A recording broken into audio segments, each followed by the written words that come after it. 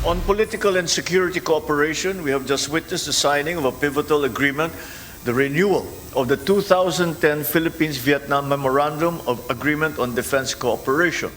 Mas pinalakas na ugnayan sa maritime security. Isa ito sa highlight ng pagbisita ni Vietnam President Ho Lam sa Pilipinas sa pamamagitan ng renewal ng 16 na taon na Memorandum of Agreement on Defense Cooperation sa Malacanang kanina. Inaasahang magkatuwang na isusulong ng dalawang bansa ang pagpapanatili ng kapayapaan, katatagan at kalayaan sa paglalayag sa South China Sea.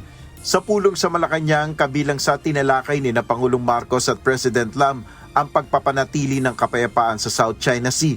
Fellow claimant states, we reaffirm that maintaining peace, stability, and the freedom of navigation and overflight in the South China Sea remains non-negotiable. We stand resolute in our commitment to the peaceful resolution of disputes grounded firmly in international law.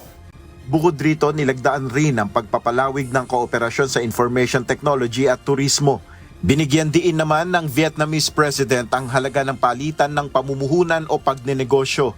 Bolstering business connectivity between the two nations and encouraging new enterprises from one country to invest in the other in prioritized areas such as science, technology, innovation, digital transformation, energy, and two-way investment in manufacturing and green economic initiatives.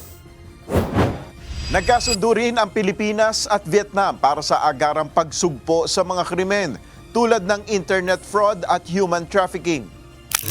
Furthermore, we recognize the urgent need for a unified front against severe cross-border threats such as internet fraud, human trafficking, illegal gambling, and people smuggling. Ayon sa Pangulo, may isa sa katuparan ang planong ito sa pamamagitan ng information sharing at pagtutulungan ng law enforcement agencies ng dalawang bansa. Samantala, kanselado na ang nakatakdang pagbisita ni Vietnamese President at Communist Party General Secretary Ho Lam sa Senado ngayong araw. Ayon sa Senate Office of International Relations and Protocol, hindi na rin tuloy ang planong meeting ni President Lam at Senate President Alan Peter Cayetano. Walang ibinigay na paliwanag o dahilan sa kanselasyon ng schedule. Si President Lam ay dumating kahapon kasama ang kanyang First Lady na si Madam Ngo Pong Lee para sa 2 araw na state visit sa Pilipinas. Nel Maribuho, UNTV News and Rescue. Diyos ang aming sandigan, serbisyo publiko ang aming pinahalagahan.